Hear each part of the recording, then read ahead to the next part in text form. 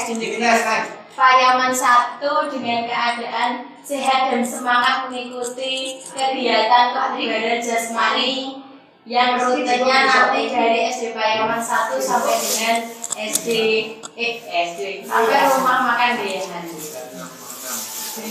Yang tidak hadir adalah Mas Faris karena Zoom. Stop ya, Mas Faris stop. Nama siapa? Pak Aris salah. Aris salah?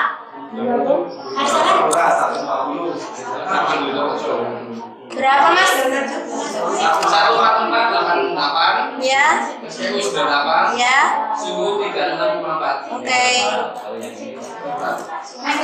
Nah, Bapak Ibu sambil nunggu Mas Niam nanti dicek sama Mas Asif. Hari ini agenda kita adalah presentasi topik 1 sampai 10, intinya saja bahwa di situ nanti kita belajar apa. Kemudian untuk rambu-rambu kan di-share. Nah, nanti teknik presentasinya adalah apa isi dari topik itu dan aksi nyata yang direncanakan.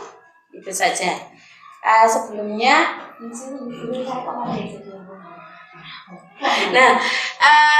mungkin itu saja untuk mempercepat atau mempersingkat waktu supaya kita segera tes kebugaran jasmani dengan jalan sehat. Nanti sebelumnya detak jantungnya dicek dulu ya Mas Asif.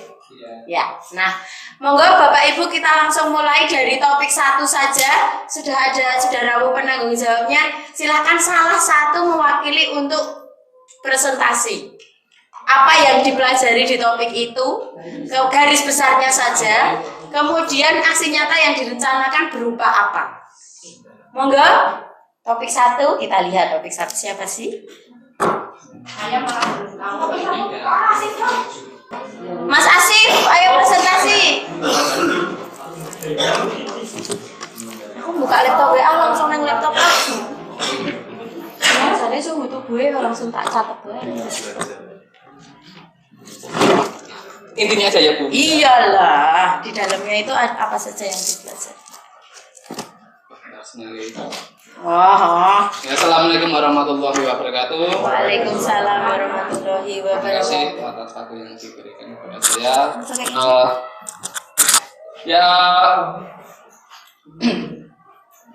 Saya akan mempresentasikan tentang aplikasi untuk Merdeka Mengajar pada topik 1 yaitu Merdeka Belajar gitu Bapak Ibu. Untuk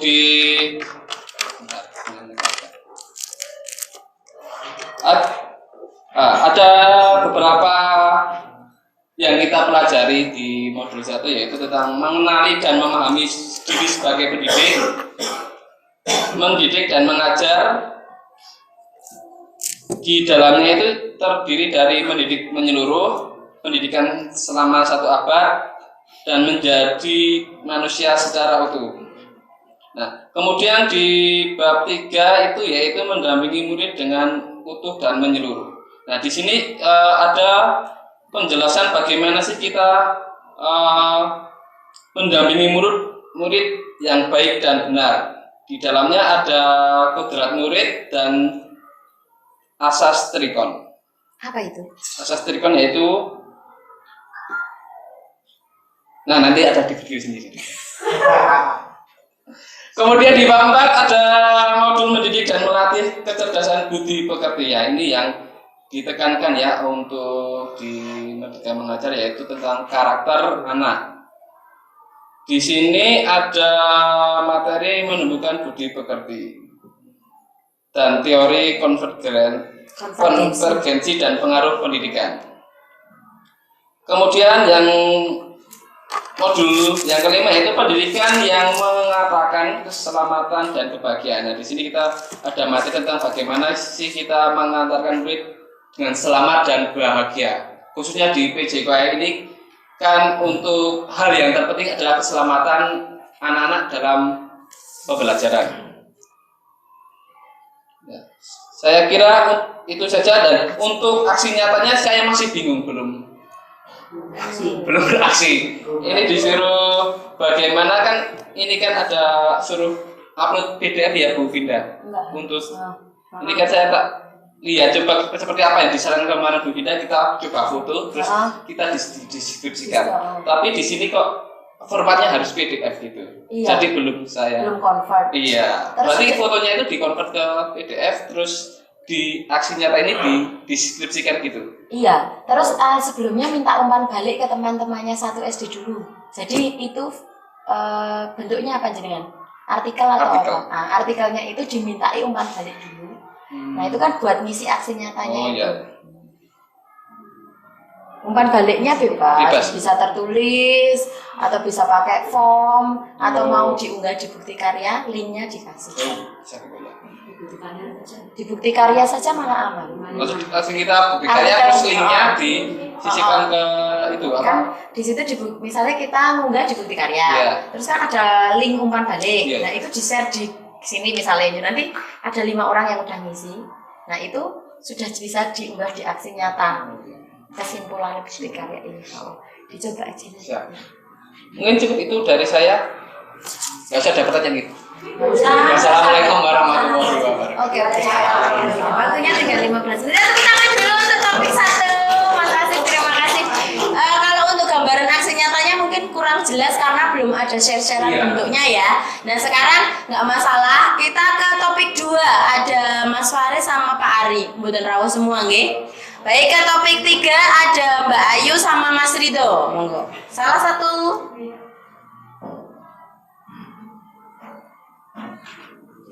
Bismillahirrahmanirrahim. Assalamualaikum warahmatullahi wabarakatuh. Waalaikumsalam warahmatullahi wabarakatuh. Bismillahirrahmanirrahim. Alhamdulillah wassalatu wassalamu ala rasulillah. Topik 3 yaitu profil pelajar Pancasila. Setelah kami mempelajari pada platform Merdeka Belajar pada topik profil pelajar Pancasila, kami temukan bahwa dalam profil pelajar Pancasila itu ada 6 dimensi yang menjadi karakteristik bahwa yang mempunyai profil pelajar Pancasila. 6 dimensi tersebut yaitu 1 yang kemarin sudah dibahas ya, itu disebut apa ya? Beriman bertakwa kepada Tuhan Yang Maha Esa dan berakhlak mulia. Kemudian berkebinekaan global, mandiri, bergotong royong, bernalar kritis dan kreatif. Dalam setiap dimensinya itu terdapat berbagai macam elemen yang kami temukan pada saat kami mempelajari modulnya. Sebagai contoh untuk elemen di dimensi beriman bertakwa kepada Tuhan Yang Maha Esa dan berakhlak mulia. Yang pertama yaitu ada elemen akhlak kepada agama, berakhlak dalam agama. Yang kami temukan yaitu bahwa dalam beragama itu kita jadikan siswa tidak terlalu menganggap orang dalam agama lain itu lebih buruk atau salah. Jadi kita semua itu sebenarnya satu warga negara Indonesia yang hanya memiliki keberagaman agama. Kemudian berakhlak pribadi yaitu akhlak kita terhadap Tuhan Yang Maha Esa, di mana kita memiliki tanggung jawab terhadap kepercayaan kita sendiri. Yang selanjutnya yaitu elemen akhlak pada manusia. Kalau akhlak pada manusia itu sudah dari kurikulum sebelumnya sudah dijadikan patokan untuk mengajar. Jadi habluminanasnya itu. Kemudian yang selanjutnya elemen akhlak pada alam. Di kurikulum sebelumnya itu belum begitu kita tekankan bahwa kita itu harus mencintai dan merawat alam. Namun di kurikulum yang terbaru ini kita bahas juga. Dan selanjutnya akhlak bernegara.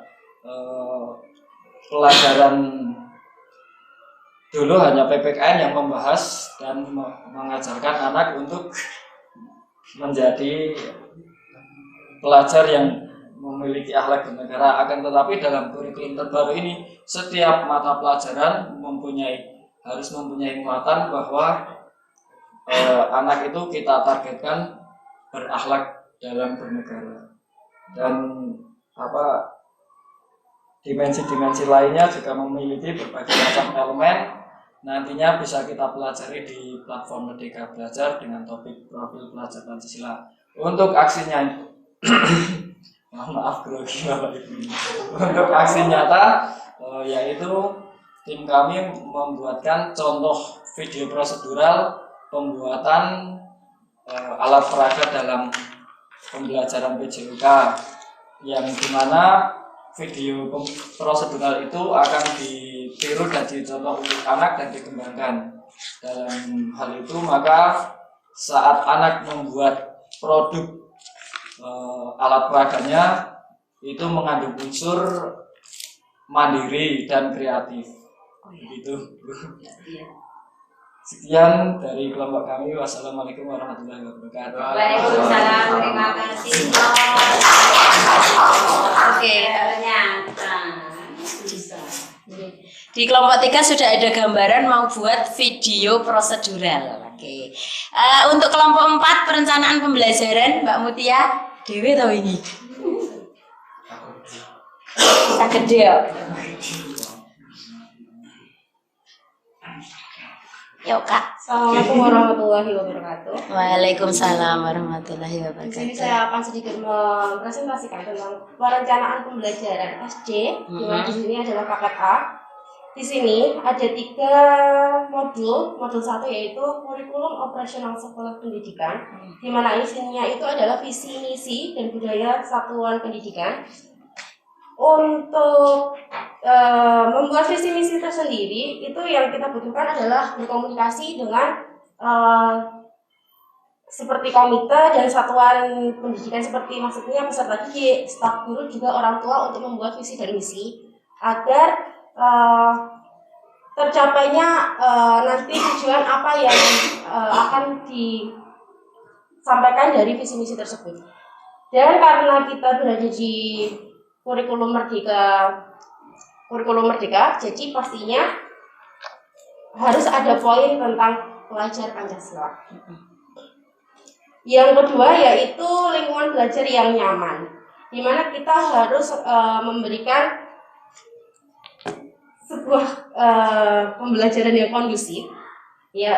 Bukan hanya harus ada feedback antara peserta didik juga dari guru tersendiri. Dan yang saya pelajari di sini, kita juga harus bermusyawarah atau berkoordinasi dengan orang tua agar bagaimana membuat lingkungan belajar yang nyaman untuk siswa tersebut.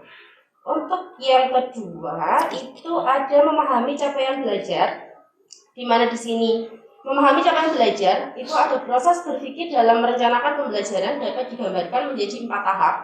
1. Memahami capaian pembelajaran, yang kedua merumuskan tujuan pembelajaran, yang ketiga menyusun alur tujuan pembelajaran, yang keempat merancang pembelajaran.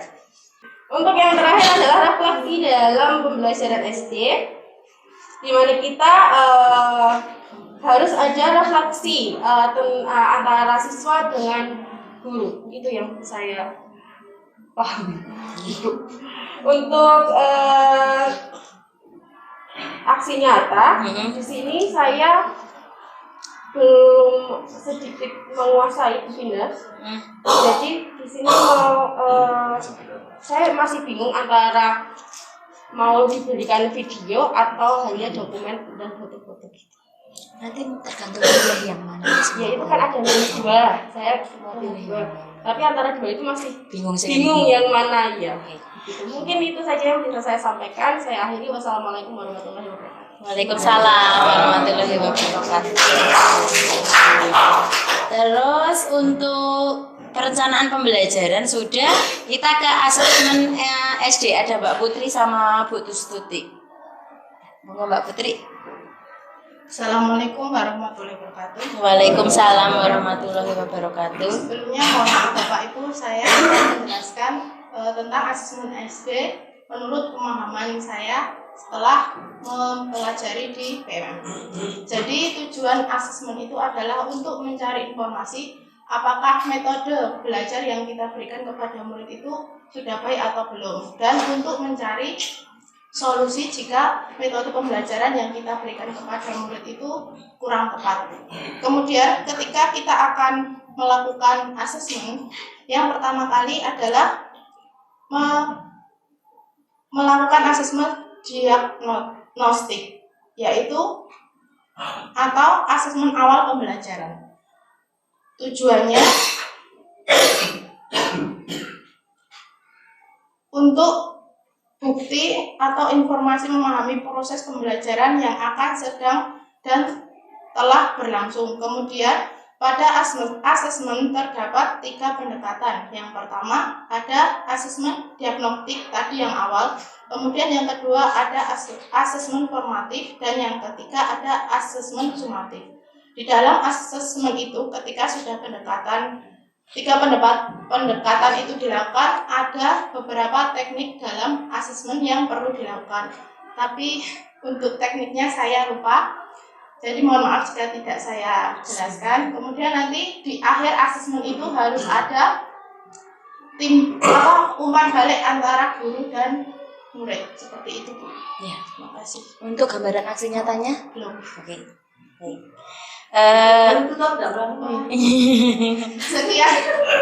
Sekian penjelasan asesmen SD dari saya. Terima kasih. Wassalamualaikum warahmatullahi wabarakatuh. Waalaikumsalam warahmatullahi wabarakatuh. Oke, selanjutnya kita ke asesmen terus penyesuaian pembelajaran. Mas Miam.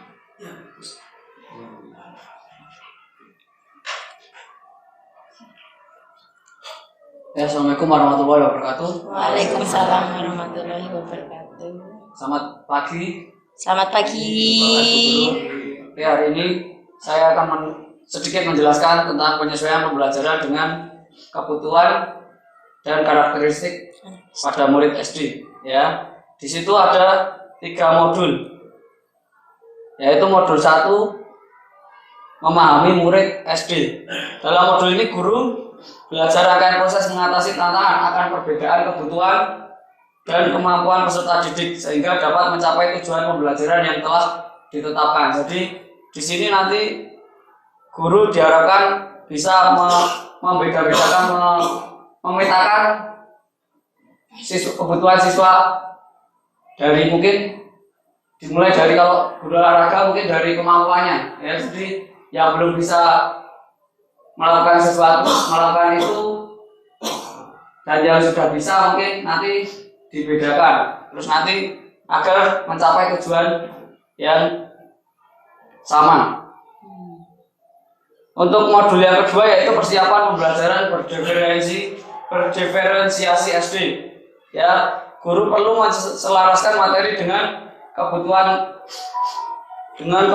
murid. Asesmen diagnostik merupakan cara untuk mengetahui perkembangan murid setiap harinya sehingga guru bisa menentukan materi yang tepat untuk murid dan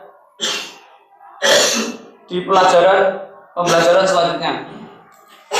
Untuk modul yang ketiga yaitu penguatan literasi SD, yaitu dengan melihat strategi dan upaya untuk mendukung proses penguatan literasi, penyediaan ragam bacaan, kesempatan untuk mengeksplorasi ragam teks, dan memberikan ruang untuk mengekspresikan pemahaman murid dengan cara bervariasi merupakan bagian dari strategi meningkatkan kecakapan literasi pada murid.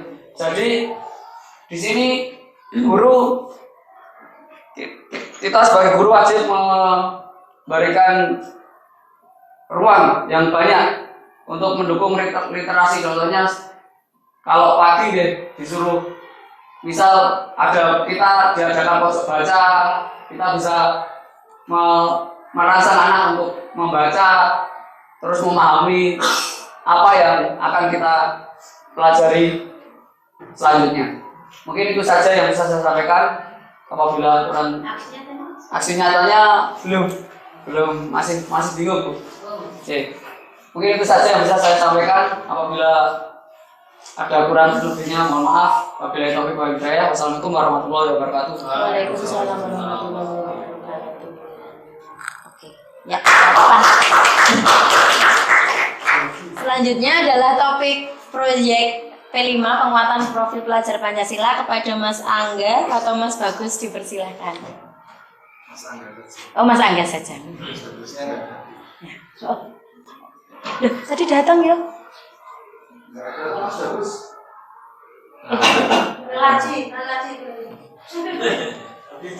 Ada tuh kok tes. Belum.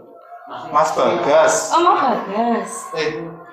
Bagus. Tadi yang oh Dimas, Masya Allah. Salah info. Iya Mas. Angga. Assalamualaikum warahmatullahi wabarakatuh. Waalaikumsalam warahmatullahi wabarakatuh. Terima kasih Bu Gubernur.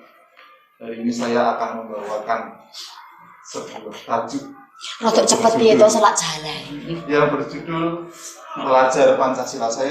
Saya dulu juga jadi pemuda Pancasila, tapi saya dulu ngurusin ibu haji, ngurusin panggilan Tapi sekarang masih pemuda Pancasila, tapi ternyata beda dengan ini. Oh. Saya kira sama. Ya. Inti dari P5 adalah bagaimana cara kita mendidik anak-anak untuk menjadi anak-anak yang berdasarkan Pancasila. Keren sekali kalau bisa. Anak-anak yang baik, sopan, bertanggung jawab, disiplin, Berani dan setia. setia. Rela menolong dan tahu. Oh, kalau ya. Intinya adalah seperti itu. Bagaimana cara kita mendidik anak seperti itu? Yang pertama, kita harus tahu ekosistem anak tersebut.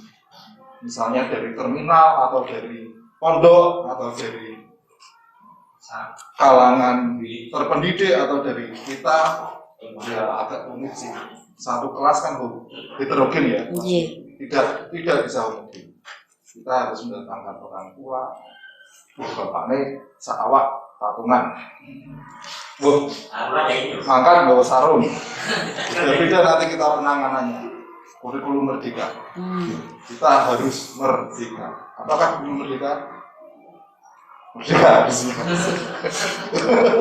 Ya. Apakah guru merdeka harusnya? Apakah guru berpancasilais? Guru harusnya berpancasilais.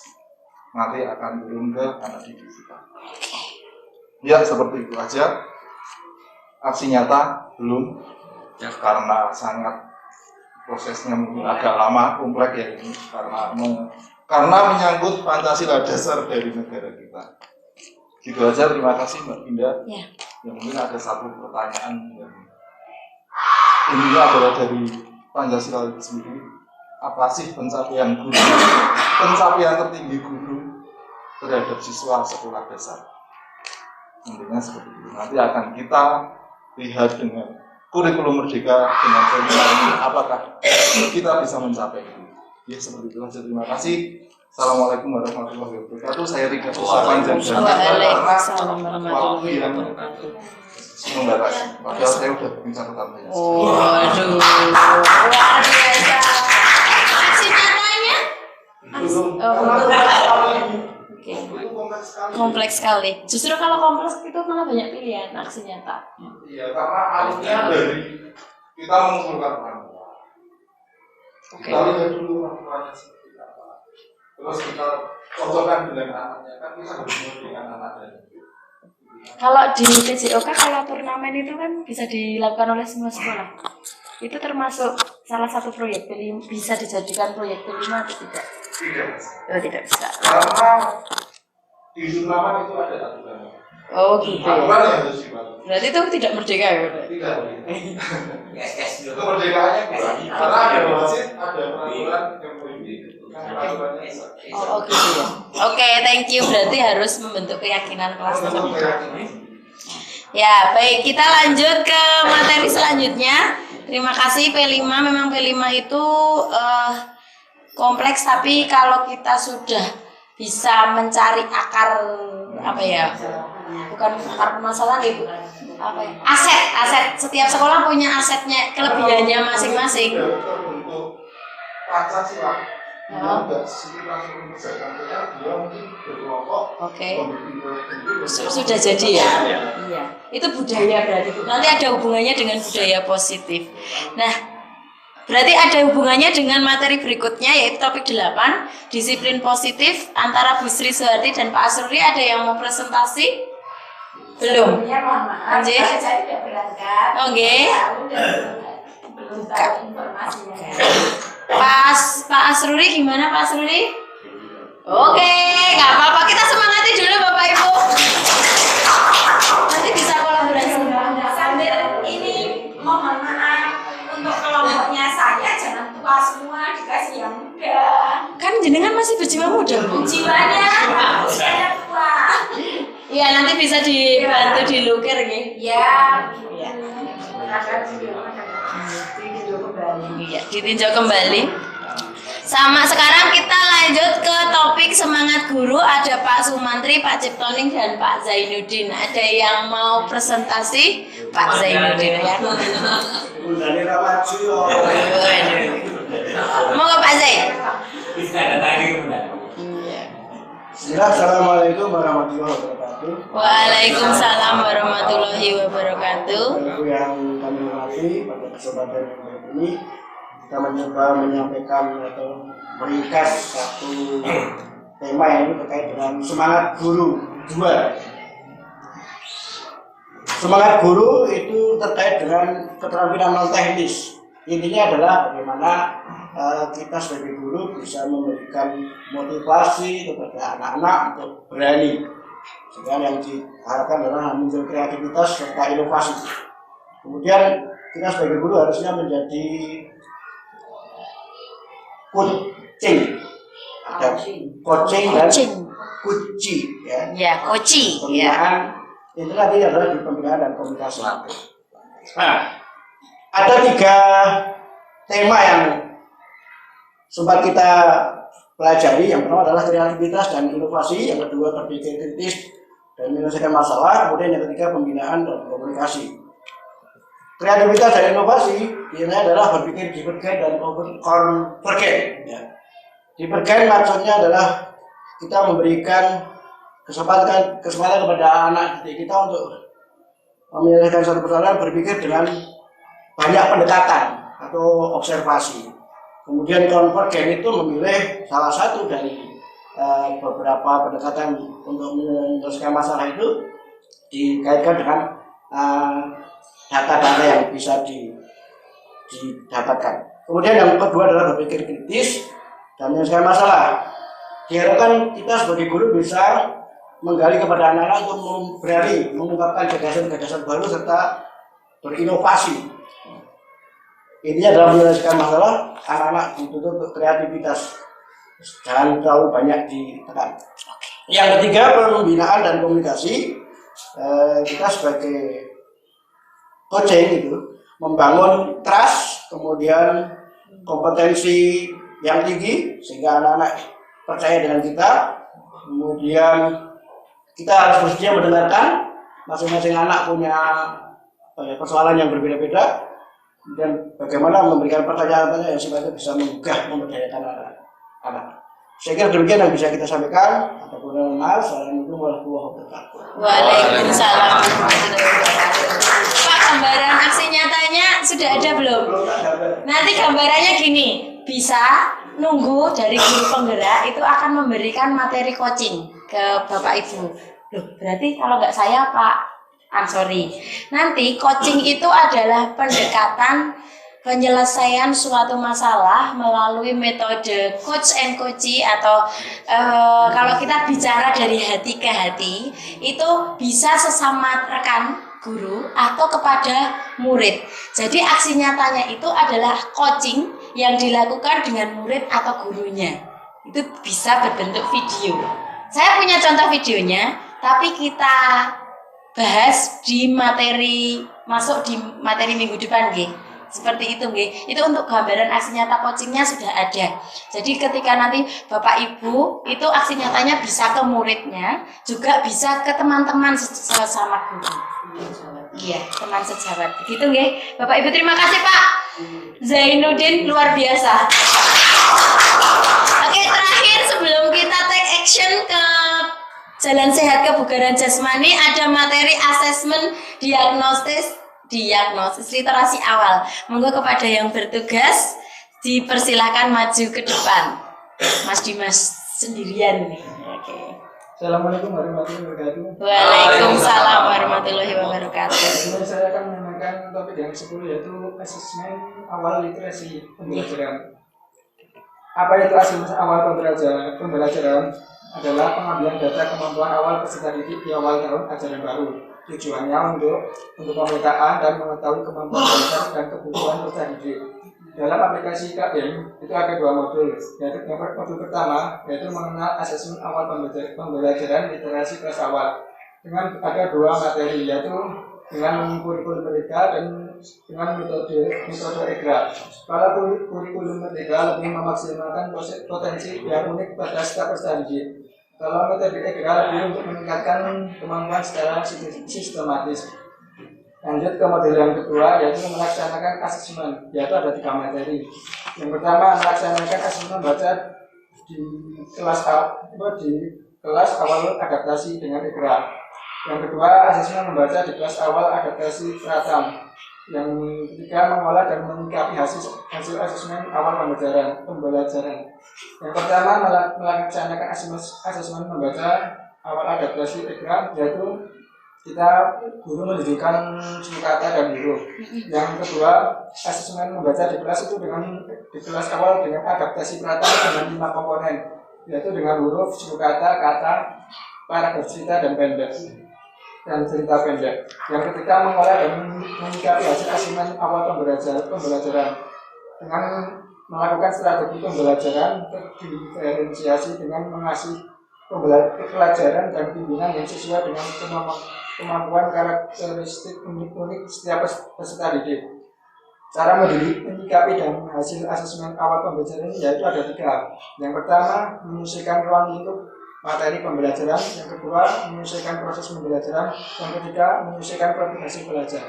Mungkin itu dari saya, sekian dan terima kasih. Aksi nyatanya saya melibatkan siswa untuk ke perpustakaan membaca materi hari ini, terus melakukan praktek di lapangan, dan saya nilai dengan metode sebelumnya yang saya praktekkan. Oke. Gimana sih enggak? Gimana sih maksudnya ini tentang teori olahraga, ada hubungan dengan olahraga atau kebugaran atau bebas literasi? Tentang teori olahraga tentang Jadi ada.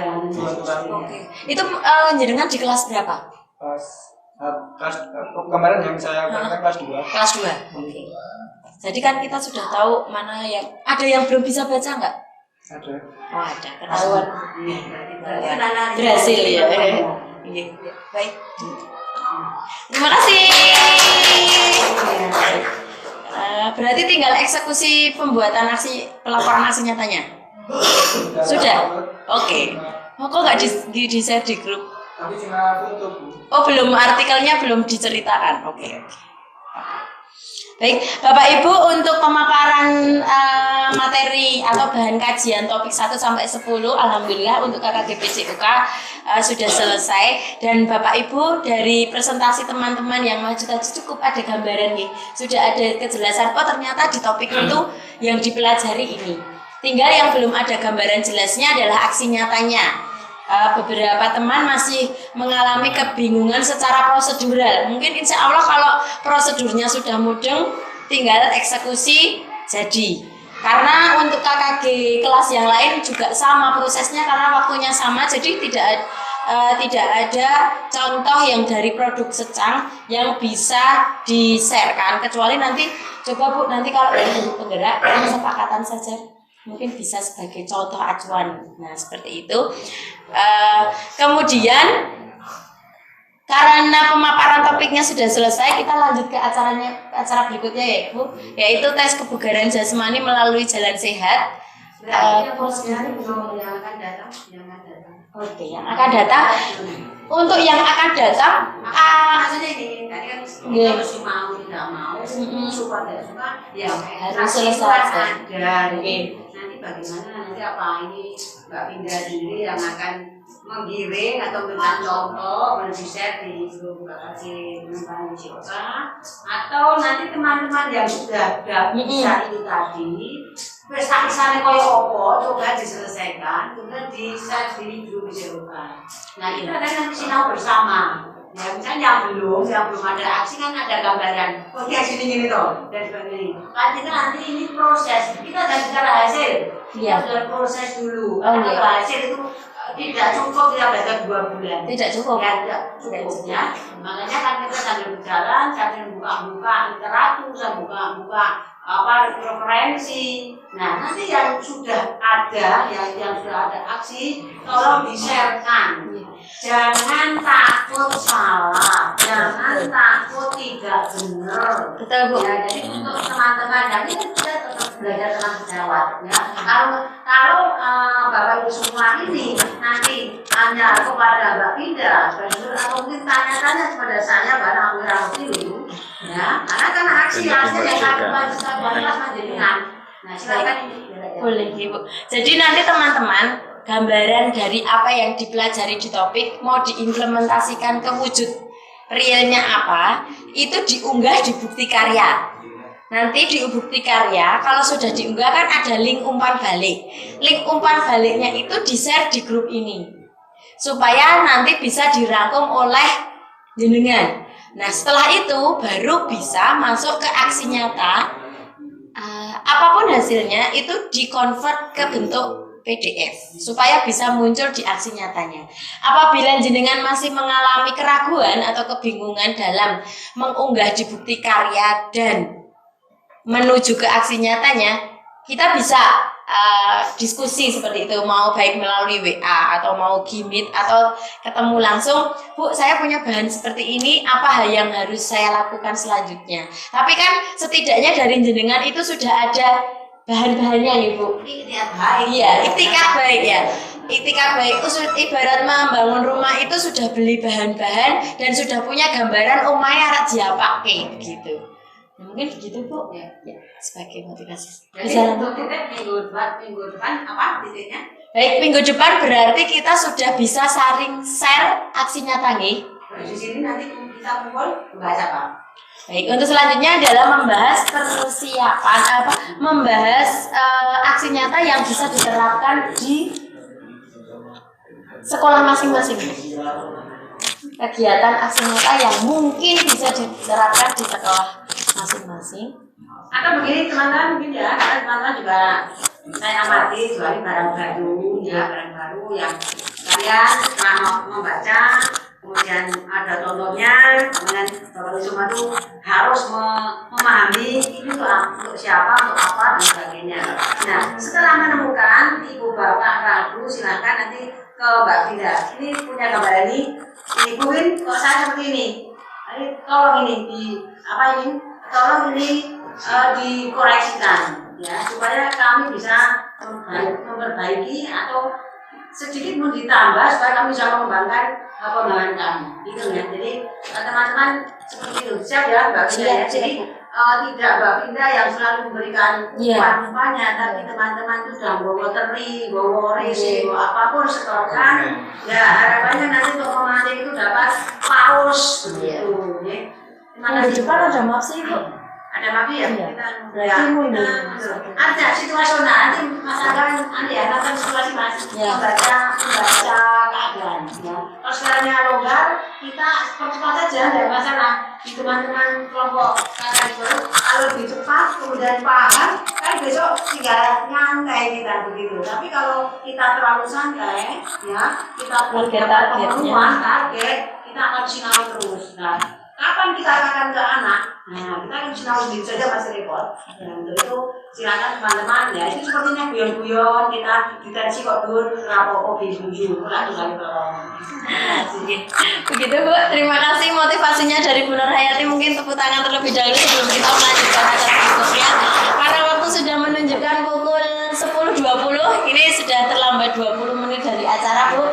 kita langsung eksekusi. Untuk prosedur pelaksanaan dan teknisnya kita serahkan kepada Mas Angga. Monggo Mas Angga. Terima kasih. Bila ada kesalahan, wassalamualaikum.